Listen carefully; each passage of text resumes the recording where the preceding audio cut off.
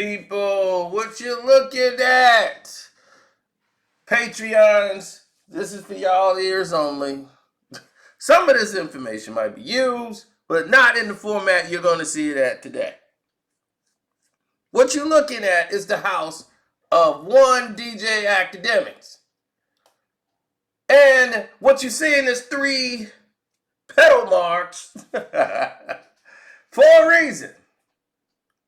Those represent his 2 homeboys and cronies, and somebody in the chat figured it out on the first day of the YouTube video I made. I said, damn, these people know a lot. They're very quick with it. As DJ Akademiks is in a sexual assault case, civil, not criminal, with his 2 buddies from a girl he invited to the house. Now let's take a deep dive into what you probably didn't know. Let's go. What's up, people? Let's get into the deep dive here. See, what you don't know is this is Akademiks' homeboy, one of his besties. And he's upset Akademiks had to professionally step away from him because of his weird behavior in supermarkets. And he still don't know how to really accept responsibility. This is him talking the way he was talking. Let's look. It's just funny because Ak be acting like I'm the devil, but then his mans that he was around for literally got a sexual assault on a minor charge. Nigga was getting twerked on by a 13-year-old. He's talking about Adam, by the way, but let's continue. Adam 22, but let's continue. And then he don't see no problem with it. Why you don't see problem with that, Ak? Damn. He said the fact that you did what you did and you talking like this shows you're not ashamed of what you did. Nigga, suck my dick. I know what I did. I know what I didn't do. The reason I'm talking like this because I know what I didn't do. What you niggas think I did is not what I did. I know what I did do. That's the thing. You know? Like, nigga, talking about, you're not ashamed of what you did. Nigga, it was 3 years ago, bro. You know what I mean? I know what I did. I know what I did. I know how I've changed and how I've grown since then. I'm just not gonna let little niggers like you try to talk shit like y'all better than me. You're not. You're a nigga with a soccer profile picture, bro. Nobody knows who you are. So it's easy for you to say shit. You probably peed a bed or something. Like, we don't care. This is one of the niggas that's involved in the lawsuit with Akademiks. Even though Akademiks is not fucking with him no more, it don't fucking matter. You're still in the lawsuit with him. You 2 motherfuckers are connected, as this is one of the alleged people in the fucking lawsuit with you. Lil fucking Boom. Oh yeah. So you can't get the fuck away from him.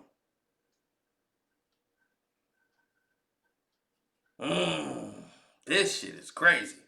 Y'all don't know how weird this shit is. This is what happened with weirdo motherfuckers who don't get outside, talk to women, and none of this shit, get involved in dumb shit like this. This is what happens when these stupid motherfuckers come together and decide that they're gonna get involved in some shit like this. Dumb nigga shit.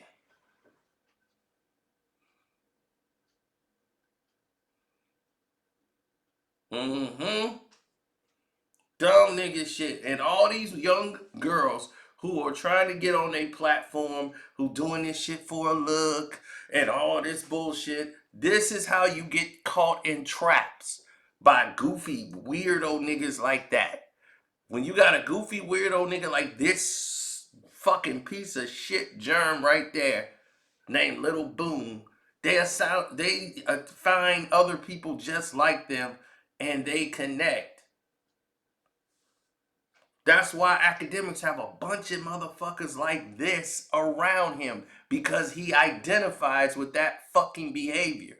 But now, since he's making money and this is a threat to his fucking money, oh, fuck that.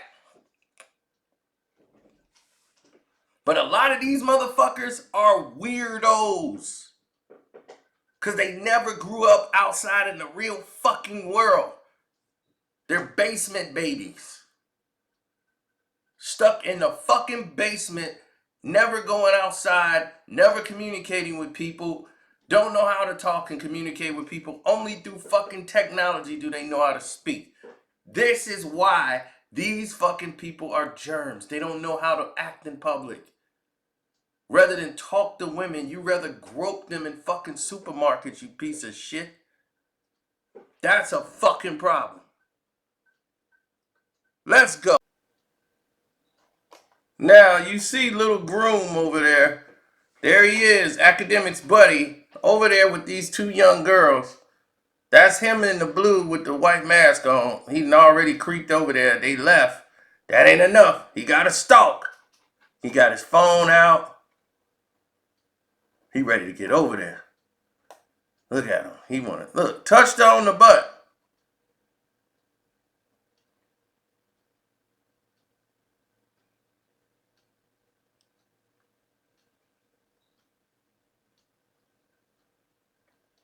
He loved to approach women that are by themselves or just a bunch of women in the store. Here he comes. Same day at Walmart. He just shopping for fucking underage fucking girls and ass. Look at him. He ain't bought nothing. Look at him. No shopping cart, nothing. Yeah, I see an ass. Here I come. Oh, there you go. Shit, she ain't even feel it. He was like, okay, maybe she's down with it. She ain't feel it. I'm gonna go again. She goes someplace else. She look like, what the fuck is this? Goofy ass nigga. There you go, baby.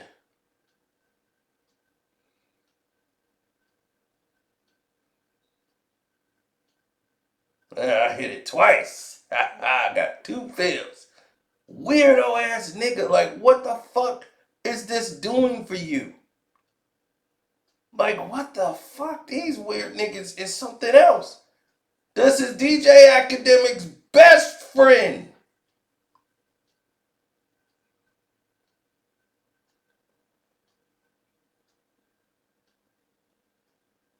Now look, oh good. Oh, he went and put the thing on her. And she ain't say nothing. Oh man. He's loving that. There she goes. And here he comes again, the creepazoid. From another angle, the top view. Got right up on her. Oh yeah. Now he's got the phone out. Now what he wants to do. I'm a video snapshot her from behind. Oh, I'm coming back for more. Oh, this is a good one. She just stays there and takes it. Oh, she's bending over. What am I going to do here? Oh, I'm going to come again and get another round. What the fuck is wrong with this dude? Now he sticks a phone under her ass. Another shot. This woman sees all this going on, right? She had her cart out and she was coming down the lane. She saw this goofy motherfucker doing this shit. They had a warning. He can't go within any feet of a Walmart. She saw this goofy shit and was trying to separate. She gonna put her cart in between the young girl and the fucking stalking, disgusted, sex crave maniac. And she tries to protect the young girl, and she's trying to give her some game. Like, look, get away from this psycho motherfucker.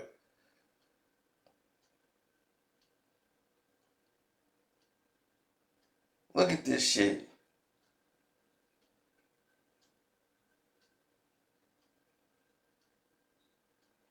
Yeah, your best motherfucking friend, you fat fuck. Security cameras where they've been watching you. They have a whole task force dedicated to stopping your goofy ass from doing any fucking thing. Yeah, you goofy fuck. Now, the goofy fuck is exposed on video now. He has no fucking choice to own up to the shit, as he been calling it all lies before, right? So now the dumb fuck is cornered. Dumb fuck is cornered.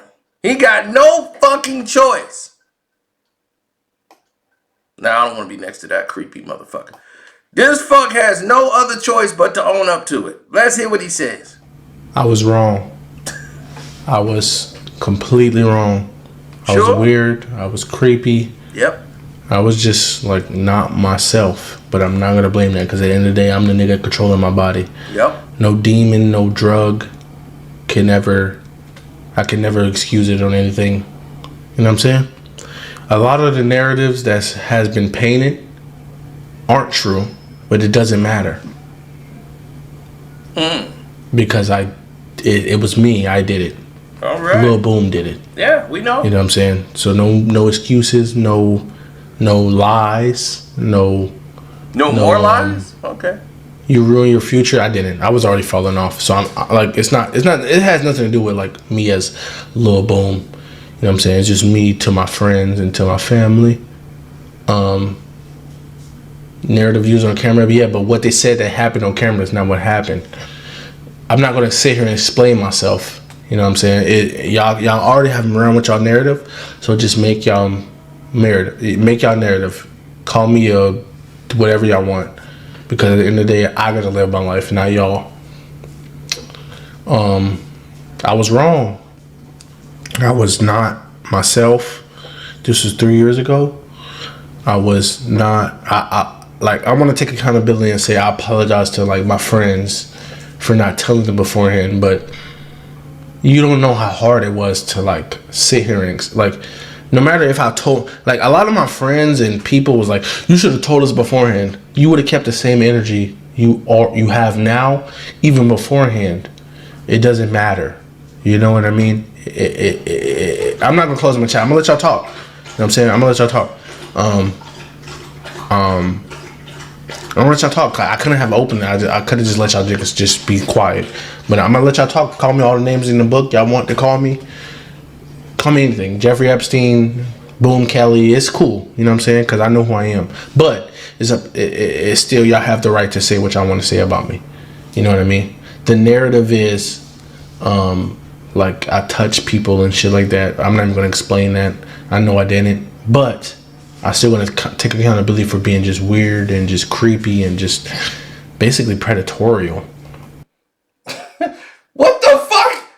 They said I touched people, but I didn't. Motherfucker, we got you on tape, nigga. You touching motherfuckers. The fuck is you talking about? I didn't touch nobody. Motherfucker, you creepazoid. We saw you. We saw you, goofy nigga. You know what I mean? Like, it was just not me at all. And it took a long time for me to, he said, Boom, why did you feel those urges? It wasn't really like an urge. It wasn't like a sexual gratification that I felt. But it wasn't me. At least who I am today. I want to say I apologize to my fans who I know are still riding, who riding with me. I still take accountability for what I did was just wrong.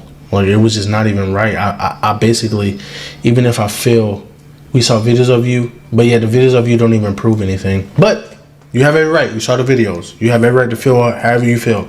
So, but I'm gonna say, it was like I basically robbed people of their innocence in a way. You know, it wasn't even right of me. I wasn't in my right mind. I was off drugs. It's not an excuse, but I'm just gonna tell y'all. I'm gonna be honest with y'all. You know, it wasn't me. You know, nobody knows what I was going through then. It's not an excuse to do anything, but I know who I am. My family knows who I am, and that's really all that matters. Because at the end of the day, friends can turn on you. Your family ain't gonna turn on you unless you fucking raped a child or raped a bitch or some shit, which I didn't do. But that's how people are making it out to seem to be as a fucking like fan, and they have every right to do that. But I didn't. But still, I was wrong. I was completely wrong. I'm taking accountability and saying, if you think I was this and this and that, I was. We don't have to take accountability and think you were this and that and this and that. We saw what the fuck you was. And your ass is involved in a lawsuit with DJ Akademiks. Oh yes. We don't get to that shit. We ready to get to the shit. I just had to introduce some of y'all to this creepy motherfucker in case you see this motherfucker somewhere. You see this motherfucker somewhere he don't belong, hide your kids, hide everybody, your wife, anybody. If he touch him, you know what to do. You know what time it is. Oh, I'm changed. I was on drugs. Yeah, you gonna change real quick when you see a man around they fucking kids. Goofy, freaky. Whoa, welcome back again. Now, look at this. Sick fuck, actually 7/12 of 2022. So this is before the lawsuit he got hit with this year. This was the first one. This was actually out there and most people didn't even pick up on it because they submerged the shit down. Now, Sophia El Jarabi, whatever, and the judge is Carmen R. Vasquez. This is a real lawsuit that was in Queens County Supreme Civil Court. And this is about personal injury and personal information. Now, here's the party involved. That's her. Here's the defendants. DJ Akademiks, AJ, Antonio Mason, a.k.a. Big AJ. Right? Antonio Manson, like the Manson fucking people. And Jalen Lilly, a.k.a. Lil Boom. Now, you just saw about that motherfucker, right? And all three of these motherfuckers are caught in this suit. Right? Here's where all the information you could download if you want to get all of this juicy information. Now, let me tell you in short what all this information represents and what's happening for these affidavits, for these motions, and all of this shit that's been going on. Akademiks, right? This girl who's Sophia was trying to get up with DJ Akademiks to try to promote her channel and all of this. She has an OnlyFans page and etc., right? Now, you might be saying to yourself, okay, so OnlyFans girl, what does she matter? Well, she does have rights and she matters. So she thinks she's coming to meet DJ Akademiks. And she doesn't meet DJ Akademiks. What she does is run into DJ Akademiks' two buddies, Big AJ and Lil Boom, in a hotel room. So they meet and she's like, well, where's Akademiks? And Big AJ says, I represent like Akademiks. He lied and said you were talking to me, not Akademiks. So Big AJ's taking responsibility for all this shit, saying it's me you're talking to, not Akademiks. Ha ha ha ha. But we are the ones that groom people.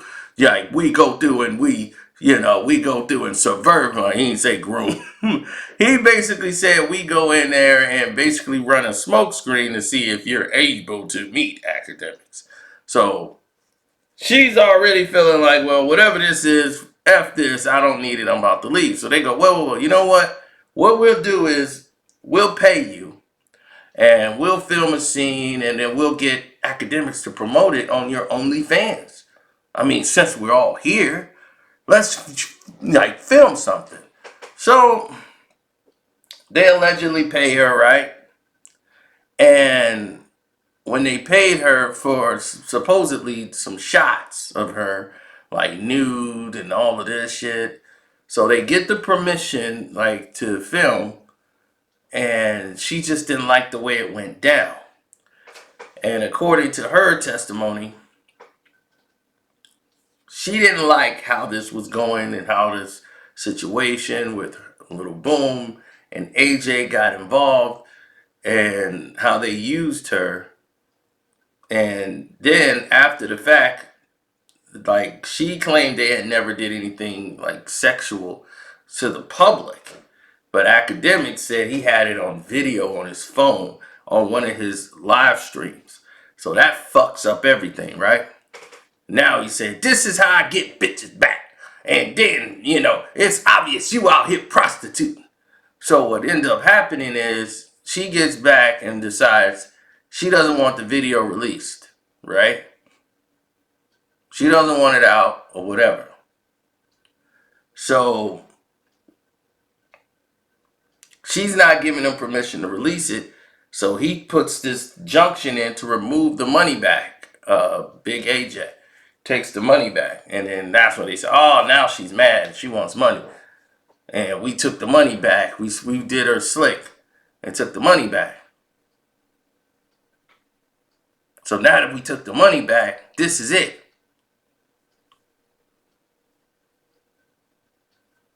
Bullshit, right? Now, here's the thing that people need to pay attention to in this lawsuit. Akademiks wasn't there. But in the video, what got his ass snatched into the lawsuit is when he says, I give people permission to use my name. My friends got permission to use my name to get some hoes. If you need to use my name to get some hoes and bring some hoes in, I'm cool with it. Once he said that dumb shit, his goofy ass name was included in the lawsuit. Because now it's like you set this shit up. You were all cool with it. And these motherfuckers' names that you see right now, we're going to see all of this come back full circle. You know, that's why we're here. Now, let's go to this. Allegedly, Akademiks is linking and flying out underage girls and keeping in contact with girls to turn 18 just so he can have sex with them. This is a new story, and there are multiple girls coming out about him, making them drink to the point where they're unconscious and unresponsive so he can assault them. Here it is. When you 18, October 23rd, did you already make your video? Now I got this bitch calling me a fan.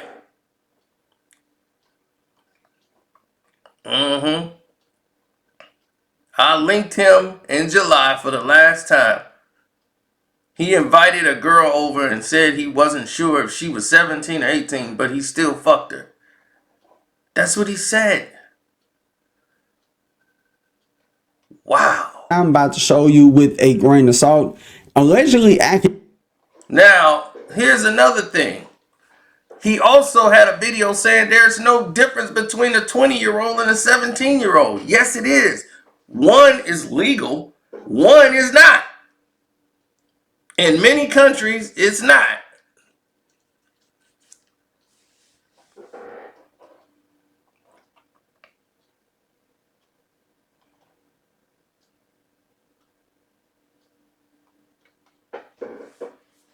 Now, using your social media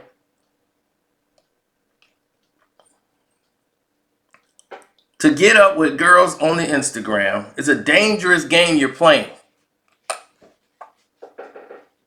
You can be seriously hurt doing this shit. So Akademiks, keep in mind, you're playing with fire. Now look at this. This is what we was talking about. Now he's saying this bitch is harassing me. He keep trying to make us drink and take our clothes off while we were in the backyard.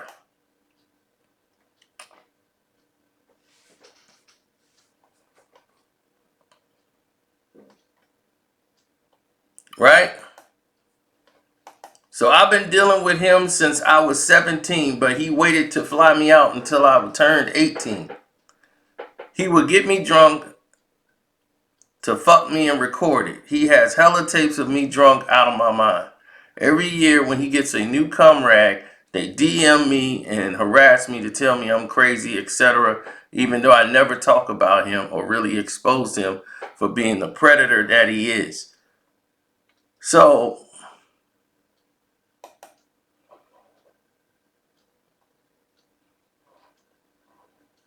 as I said, look at that. No difference between a 21-year-old or a 17-year-old.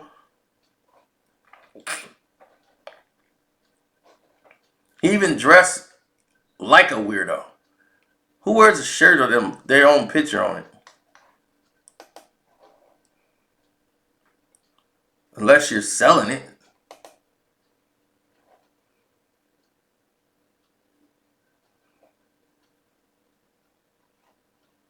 legal, she legal. You're weird.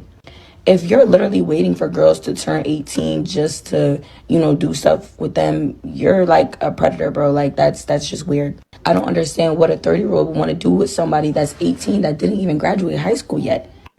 I didn't graduate yet. Like I'm still in high school.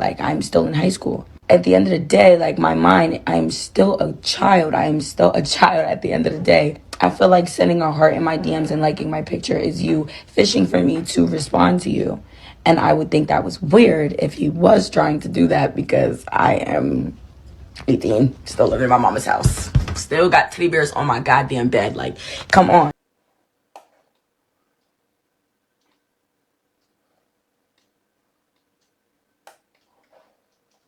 Now, how does this fat bastard don't get exposed for this? She says, look, I'm 18, 17, you're harding everything in my DMs, trying to get me to respond to you. She's like, I still live in my mother's house. I think it's creepy that you, this 30-year-old man, is trying to hit on me, an 18-year-old, and trying to impress me like I'm DJ Akademiks. It's disgusting.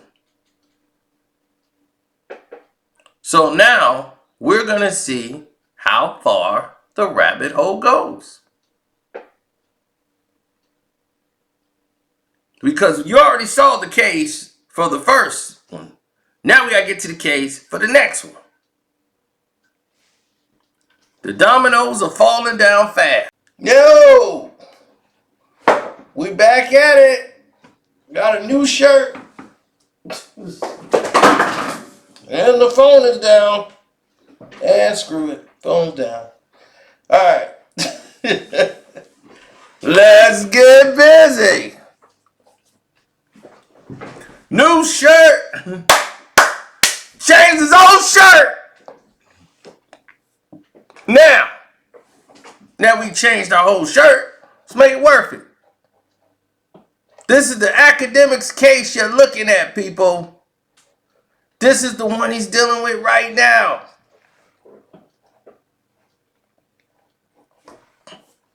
This is the one that got him in the grease on 5/13/2024.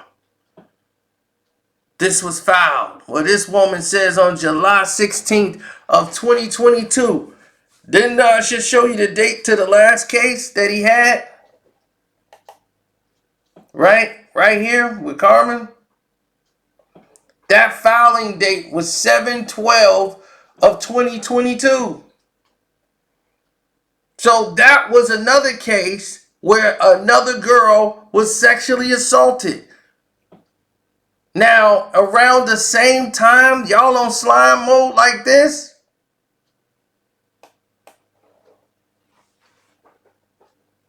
Damn, July 16th, 2022, this chick had just filed a sexual assault lawsuit against you.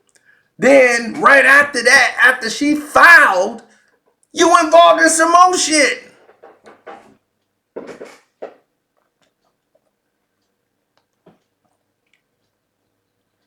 Back to back.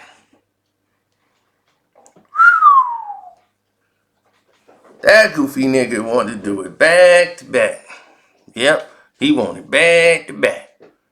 So, the defendant, Ak, contacted Mrs. Abashi and invited her to come to his house and visit him in New Jersey, even though it's been almost a year since the last time he saw her. She was accustomed to visiting him at his home in Jersey, and he would send a car to pick her up. Miss Abashi, she lives in Pennsylvania. She's in Philly. So on this day of the accident, Mrs. Abashi enjoyed her evening. Little did she know that Akademiks had two friends over. John Doe 1, John Doe 2 would be drugging and raping her. Now, the morning of the accident, Miss Abashi was unaware what happened. She only became aware after Mr. Akademiks showed her surveillance footage of her being sexually assaulted by John Doe 1 and 2 on the pool deck. Miss Abashi was in shock, fearful after the reality has occurred and set in. And the aftermath, she reported Akademiks and his accomplices' actions to the police. A rape kit was performed, and the evidence in there that accuses and shows that she had been sexually assaulted. Since reporting the horrified rapes, Miss Abashi chose silence and remained silent until December 30th, 2023, when Akademiks took to social media and just defamed Miss Abashi. Mr. Allen accused her of voluntarily having an orgy with his friends at his home while maintaining that he never participated in it at all. This led to a spew of public slander of Mr. Akademiks' account of what happened, spread it like wildfire on multiple outlets. And now, because of that, Mr. Allen has made several public statements defaming Mrs. Abashi surrounding the events of the assault. She was filled with anger and rage, and the painful memories of that horrific night has resurfaced. In her state of anger, Mrs. Abashi released a video addressing Mr. Akademiks involving in her sexual assault. When Mrs. Abashi's account was published, Mr. Akademiks lashed out with false statements. Mr. Akademiks denied involvement, even though upon information and belief, Mr. Allen's spermicide was discovered on the rape kit, which publicly damaged Mrs. Abashi's reputation even further.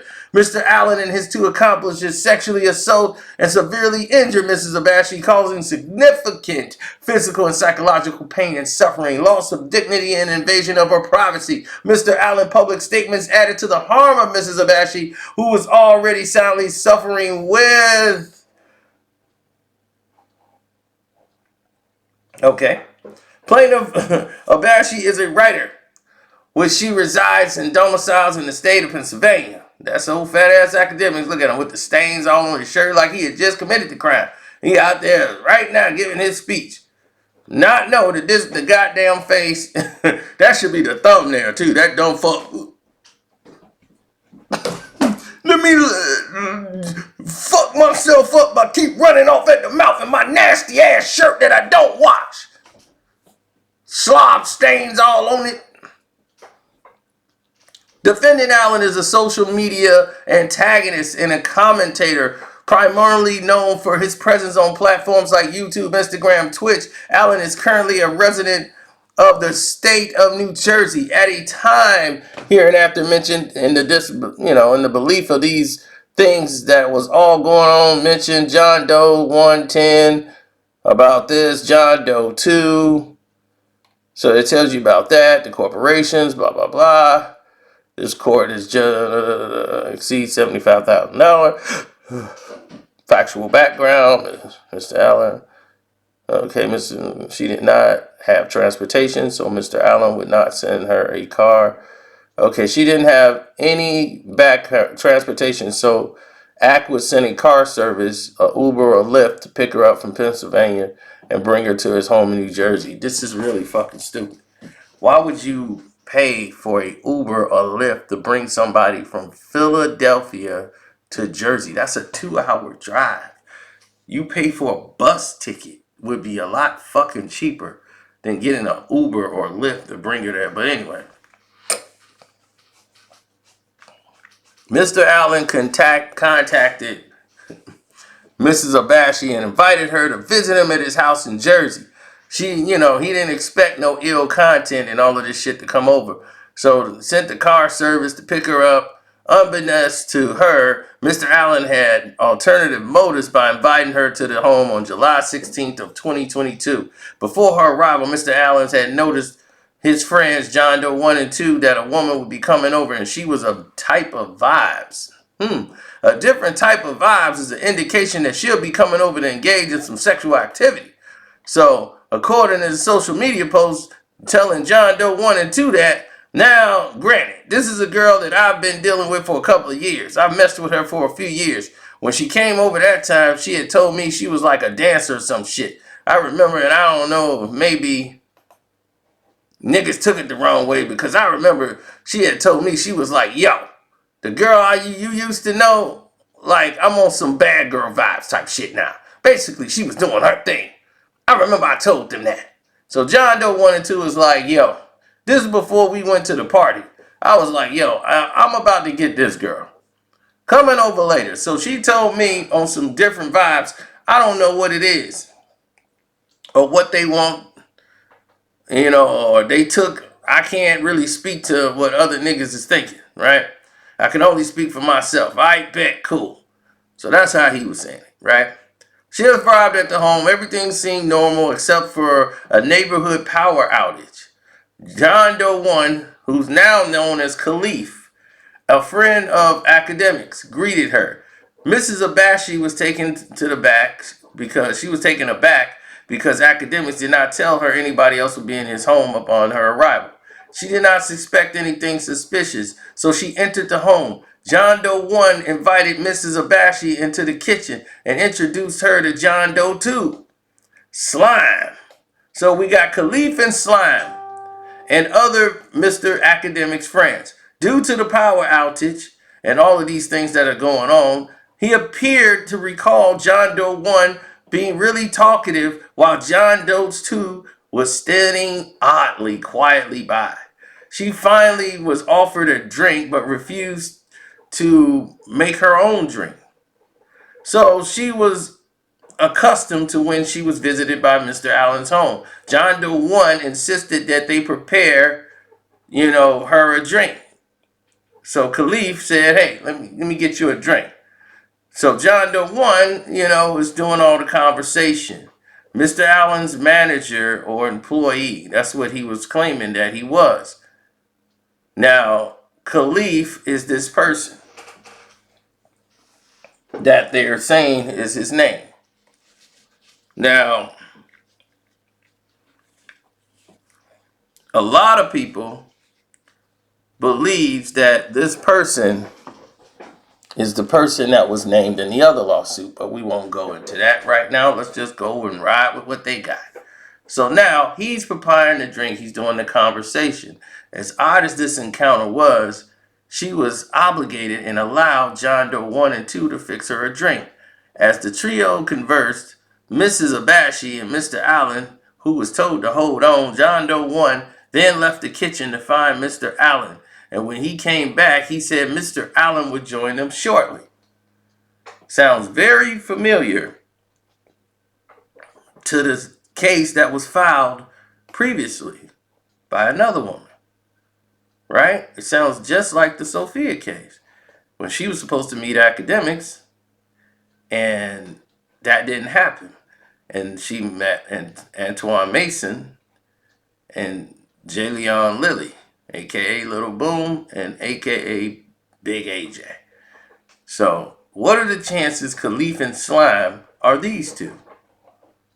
Right? But anyway, we digress.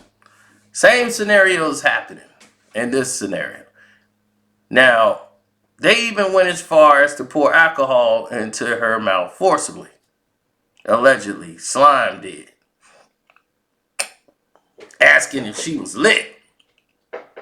Now, Mrs. Abashi recalls Khalif being very handsy and aggressive, making sexual advances toward her, which she rejected. Upon information and belief, John Doe 2, which is Slime, was on the sidelines watching all of this happening. According to her, John Doe 1 would not take no for an answer. He began groping her and beginning to pick her up and tossed her into the pool adjacent to the hot tub.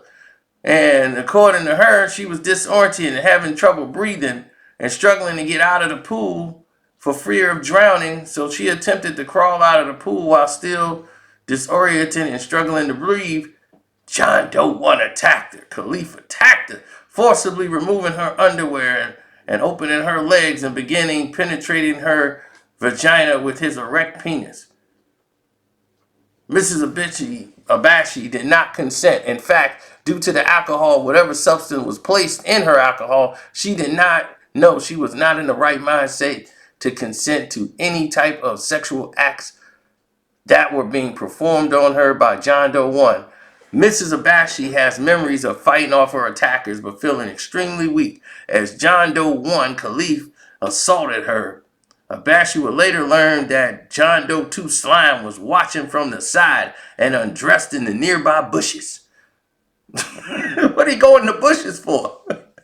He finna come out naked anyway, so what the fuck is he? I'm going in the bushes and transform to my invisible clothes.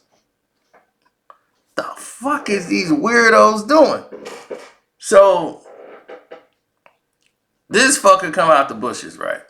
So she would learn that as she lay lifeless on the concrete, Khalif was standing over the pool while shifting her lifeless body back and forth on the concrete. Slime was undressing in the bushes and would soon ambush her too. Now the two men proceed to gang rape her simultaneously. Well, upon this information and disbelief, this was witnessed by the police in a surveillance video they recovered, Patreons. John Doe 1, Khalif, finished vaginally raping her. He allowed old Slime to rape her vaginally as well. And while she was laying on the concrete, the last memory she had of that attack, she recalled going in and out of consciousness and do not recall ever entering the house. Whatever substance Khalif and Slime slipped into her drink negatively impacted her memory and caused her to lose consciousness. Mrs. Abashi, she recalled being awakened naked in a bed in what she believed was Mr. Allen's bedroom. She believed this was around 4 a.m. She was awoken by Mr. Allen savagely pulling her hair, prying open her legs, and raping her brutally. According to her, Akademiks was relentless. He tried penetrating her anally and was frustrated because she kept squirming and moving due to the pain. As a result, Mr. Akademiks proceeded to rape her vaginally. Upon information and belief, Mr. Allen was not using protection when he anally and vaginally raped Mrs. Abashi, as evidenced by the perpetuated discovery of the spermicide in the rape kit, which was performed on Mrs. Abashi a few hours after he had raped her. Mrs. Abashi recalls begging Akademiks to stop raping her. She recalled her voice was faint and she kept continuing to drift in and out of consciousness. While Mrs. Abashi remembers crying for most of the assault, most of her memory has been compromised physically by the Akademiks, fighting for the hope that he would finish quickly. And then he says, "Open your mouth. Open your mouth. I want to come in your mouth." That was the last memory of the attack. She woke up confused the next morning and searched for him. She looked around the house and found him in the basement on his computer. She sat on the floor next to him and asked if she knew that his friends are. And he asked her, "Did you know my friends ran a train on you?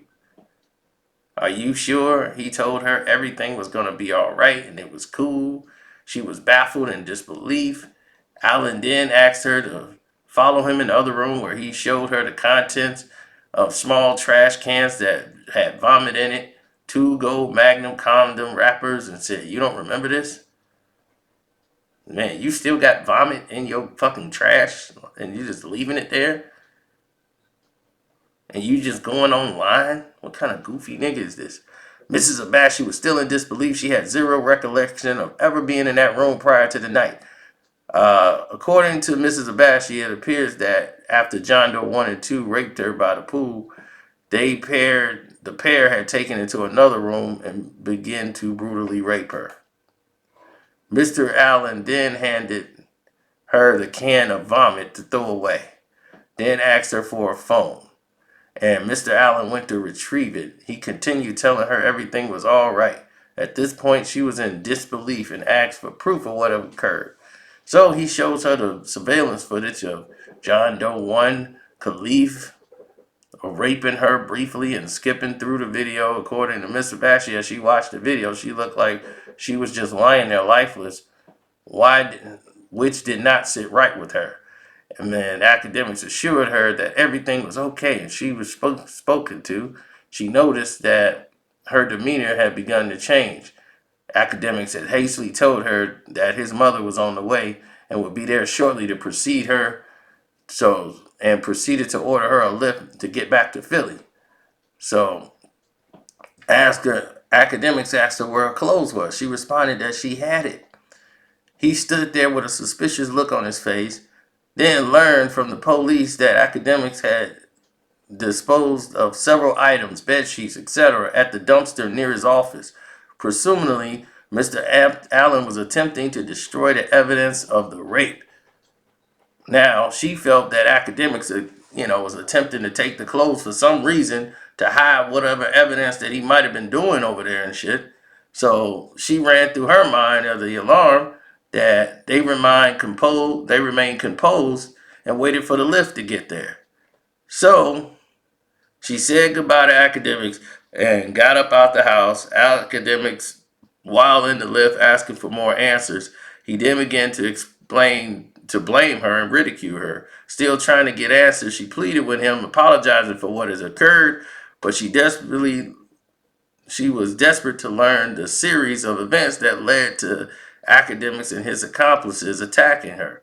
According to Mrs. Abassi, she asked Akademiks, well, you said it was both of them, but you only showed me one. Can you please show me the proof of this?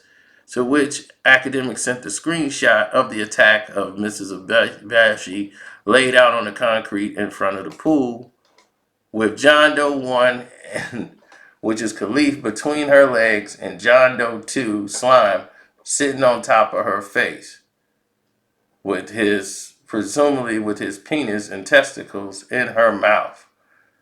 This was terrifying to her as she knew within herself that she would never consent to any of this. Even though she had been previously intimate with Akademiks in the past, it was never a threesome or anything other than a one-on-one consensual act. As she arrived at home, that was your fault, period. You should have never been with that nasty motherfucker. Where she felt safest in reality, this person decided to, extract vaginal and anal pain on her. Akademiks again saying that he was hurt. He wanted to see someone and she destroyed him and all of this and his reputation and the repercussions of him doing this. She asked him for complete footage, and Mr. Allen, he suggested she get tested and all this shit. This was an odd statement, and it was proof that Akademiks had not only slept with her, Mrs. Abashi, for over a year, but engaged in unprotected sex with Mrs. Abashi when he went on social media and said that he did not touch her. Still fearful, Mrs. Abashi contacted her immigration lawyer, who advised her to contact the police regarding the outcome.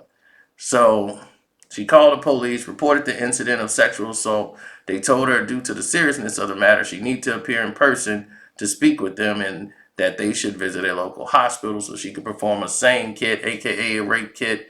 She went to the hospital at Penn State Health, and then it was performed there. The police had a meeting. Next thing you know, she had the meeting with the police. They took photographs of her back, scars, asked her to participate in a recorded wire call with Akademiks. According to Abashi, during this recorded wire call, the police wrote down a list of questions for Mrs. Abashi to ask Akademiks. Told her not to make it evident that the police were listening.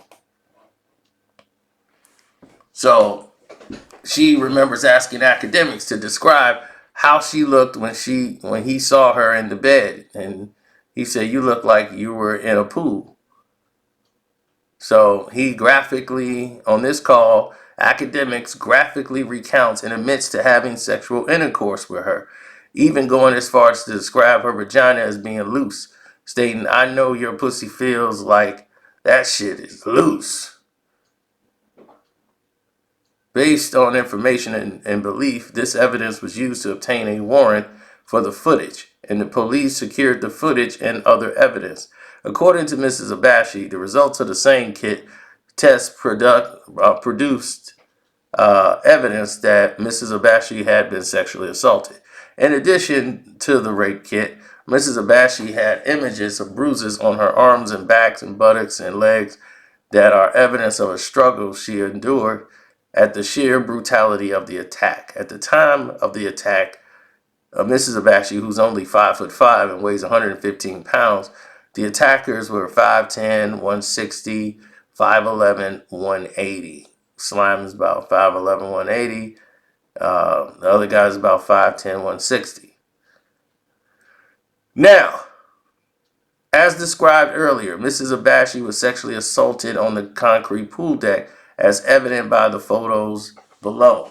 Mrs. Abashi's body was laying limp and lifeless, while John Doe 1 and 2 proceeded to pull her back and forth on the concrete, causing bruises and lacerations on her body. She was incoherent and believed that the person was willing act was dragged back and forth, getting scrapes and backs and buttocks and on her buttocks and elbows, especially laying there in an empty lawn chair, and arms reached, as well as several empty rooms in the house. Below are some of the injuries that she's sustained during this attack.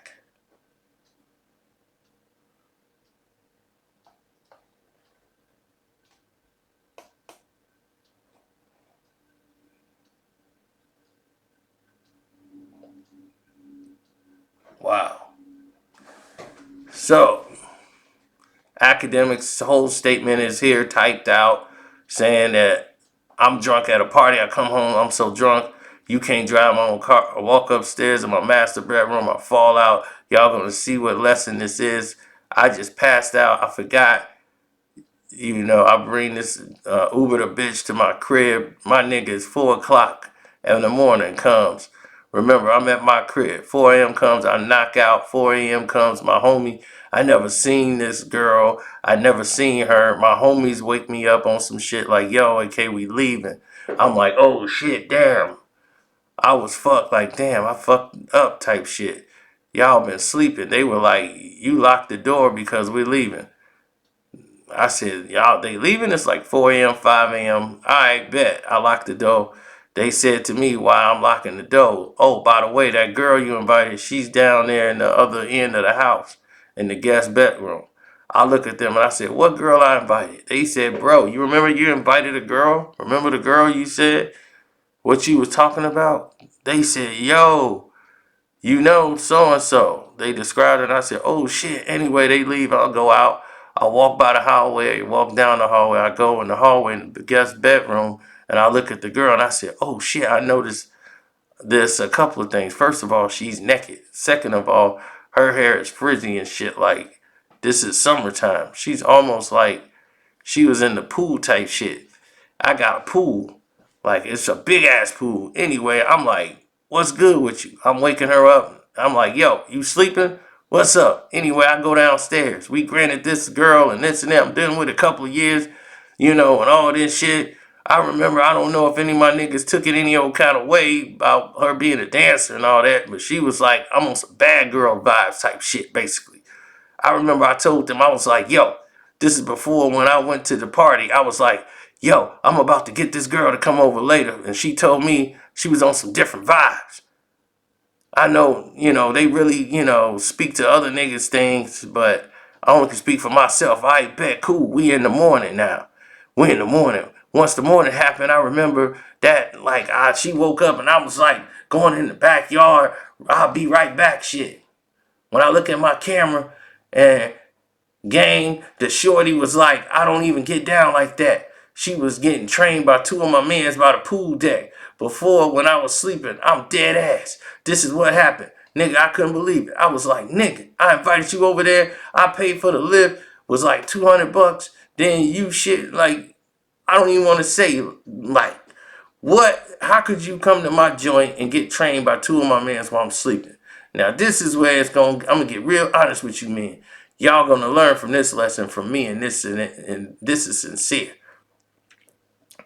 As evidence, social media posts and everything accusing her of voluntarily having an orgy with friends at his house, maintaining that he never participated at all. Mr. Allen portrayed her as an unloyal slut that betrayed him and voluntarily slept with his friends behind his back. Upon the information and belief, these claims were made to hundreds of thousands of Mr. Allen's YouTube and TikTok subscribers. His statements was misleading and false, and in possession of text messages from her obtained that she did not know what happened on that night. And Mr. Allen, who informed her of the night's evening, she even expressed to him that she was really hurt and needed to seek medical attention and a rape kit.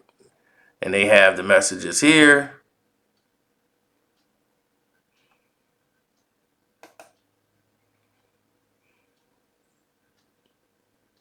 So you can see clearly these text messages has no impact on Akademiks' decision to defame her on his YouTube channel, right?